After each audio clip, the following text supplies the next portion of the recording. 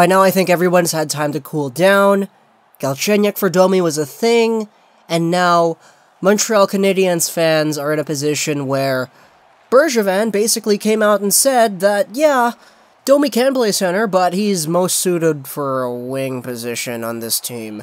Which, you know, Canadiens fans, you could say, yeah, well, that means that the whole trade was pointless, because Galchenyuk was a winger, too. But oh well, the trade's done. And now, Canadiens fans are looking at this and trying to just speculate as to what exactly Domi can do. And what are the expectations for Max Domi going into 2018-19?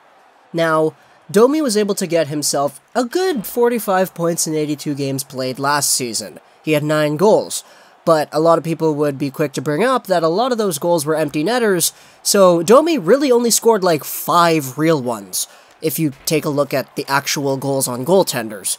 But, nevertheless, Domi did have his best goal production season in his debut year, which was 2015-16, where he had 18 goals.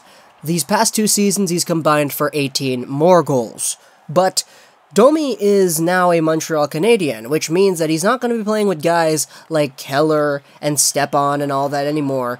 He's most likely going to be in a top 6 role, either with a selection of guys like number 1 center Jonathan Drouin, or you could say Brendan Gallagher's going to be there as well. We also got Plekanec, who could be a top 6 guy. Deneau is there in that mix. Sherbak, Armia.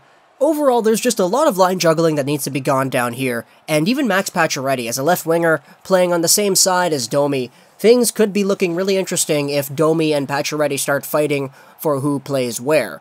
But, of course, as the captain, that's not going to happen, but let's just talk about a little bit of the expectations here, because a lot of people were comparing Domi and Galchenyuk and saying, yeah, well, the points were not really too far apart, which, you know, I guess you could say that. I mean, they were 6 points off of each other, and they had the same amount of games played, but the biggest thing that people talk about Domi in regards to positives is his heart, which is something that Galchenyuk didn't have.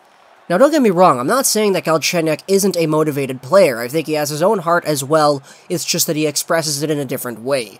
Domi wears his heart on his sleeve, almost in the same way that Gallagher does. He gets feisty out there on the ice, and he's easy to aggravate into a position where other teams start really feeling the effects of Domi's inner personality. That's something that a lot of people are trying to say here that will get Domi onto that fan favorites list early on into the season. That's something Galchenyuk didn't really do because he wasn't really the kind of guy to really get pugnacious with other hockey players, but Domi is certainly that kind of guy. I mean, just look at his father.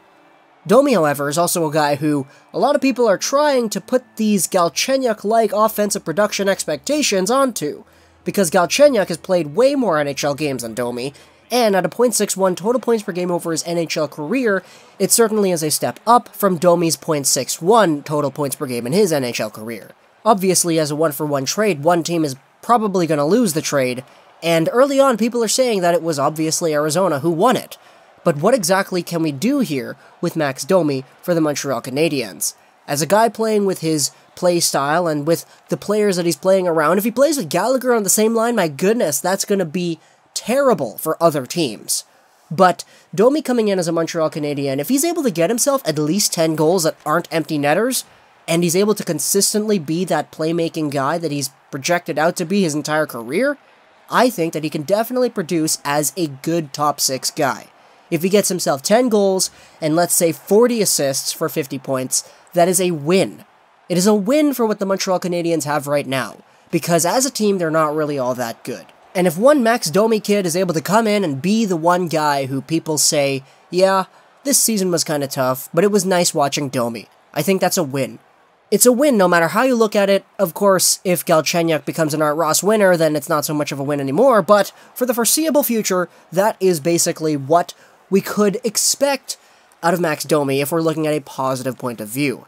Now, of course, if we wanted to look at a negative point of view, there is an ever-looming expectation of Max Domi from a few outsider hockey fans that says that he's all washed up and that he's not really all that good anymore. You could support this by saying all his goals were empty netters and that he didn't get any real ones. You could justify this by saying that even though he played with guys like Clayton Keller and all that, he still wasn't able to match his production from 2 years ago.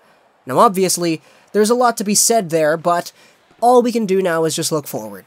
And Montreal Canadiens fans, You guys are getting a good player. Domi's great. Of course, Galchenyuk, you could say he's a little bit better, but, I mean, wow, I really did just shoot down my own argument over there. But Domi's an NHL talent, and I think there's nothing that you could do to take that away from him. At least, for now. What are your expectations for Max Domi? Montreal Canadiens fans, go crazy in the comments down below. Hope you guys enjoyed this video. If you're plus, thanks for gaming, and bye.